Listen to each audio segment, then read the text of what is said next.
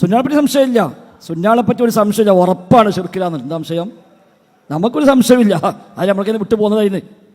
ഞങ്ങൾക്കൊരു സംശയം സുന്നാളെ പറ്റില്ല, പറ്റപിടുത്തം വിട്ട് പോയിക്കണേ എന്ന ആളുകൾ ശിർക്കിന്റെ പിന്നാലെ പോയി എന്ന് പറയുമ്പോൾ അത് വല്ലാത്തൊരു ആരോപണമാണ്.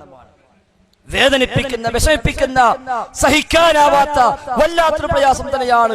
നാഥനോട് നമ്മൾ ദുആ ചെയ്യുക, റബ്ബിനോട് നമ്മൾ ദുആ ചെയ്യുക. റബ്ബേ, തൗഹീദ് നിർത്താൻ, ശിർക്കിലേക്ക് വഴിമാറാതിരിക്കാൻ തൗഫീഖിന് വേണ്ടി ദുആ ചെയ്യുക.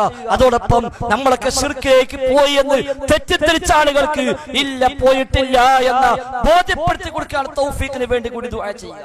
സുന്നാളെപ്പറ്റി സംശയമില്ല.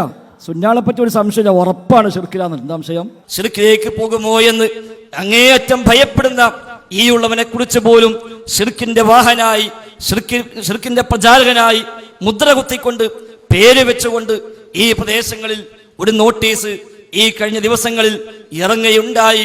ഇതാണ് ആ ഒരു നോട്ടീസ്.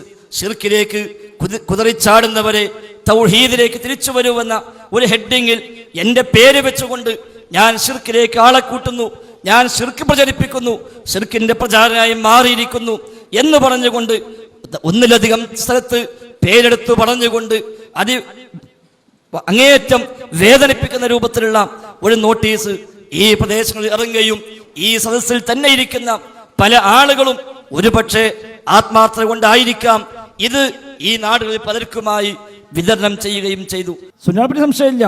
സുന്നാളെപ്പറ്റി ഒരു സംശയമില്ല, ഉറപ്പാണ് ശിർക്കിലാന്ന്. എന്താ സംശയം? ശിർക്ക് ഇപ്പോൾ ഗൗരവമാണ്. ശിർക്ക് ആരോപണം. അവൻ ശിർക്കാൻ ചെയ്യുന്നതാണ്, അയാൾ മുശ്രിക്കാണ്, ഇയാൾ മുശ്രിക്കാണ്, അവൻ കാഫിറാണ്, അവൻ ശിർക്കിന്റെ ആളാണ് എന്ന് ഒരാളെ പറ്റി ആരോപിക്കുന്നത് നബി തങ്ങൾ പറഞ്ഞു, രണ്ടിൽ ഒരാളിലേക്ക് അത് മടങ്ങാതിരിക്കില്ല. പറഞ്ഞവൻ അതില്ലെങ്കിൽ ആരോപിച്ചവനിലേക്ക് തിരിച്ചു വരുമെന്നാണ്.